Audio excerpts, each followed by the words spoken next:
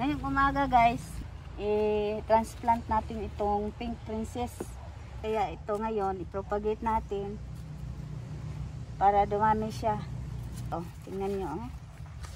Marami na siyang ugat dito. Mga ano na to, pwede na ito sa dalawa. Mga dalawa na itong kailangan i-propagate siya. Sisibol siya dito sa mga nodes na to. Oh. Pero isa lang muna yung itatanim natin. Yung pot ko, isa lang yung mayroon ako. Sa susunod ito na naman. Ito guys, kaya ito hindi nag ano yung pink niya. Siya maiinitan siguro. Pero nagkaroon siya, hindi masyado. Hindi lumabas yung kanyang variegation. Ang pink niya hindi masyadong lumabas. Oh. Ito natin siya i-cut.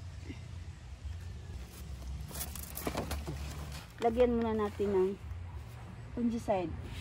Hindi siya mabulok. Yan.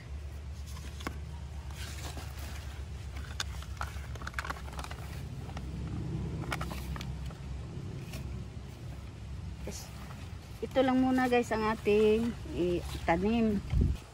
Mahaba na siya, oh, malaki na siya, oh.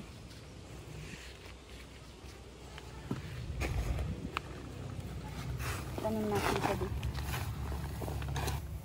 Para maging buhag-hag, lagyan mo ng rice hull.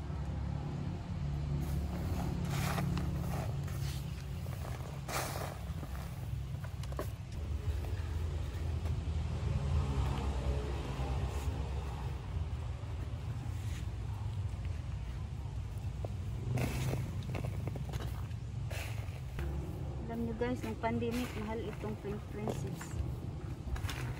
Pero ngayon, makabili na tayo ng mura-mura nito.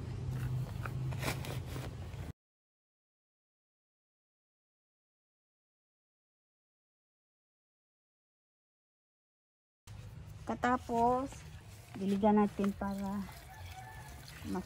ano na siya ng tubig. Makasipsip siya ng tubig.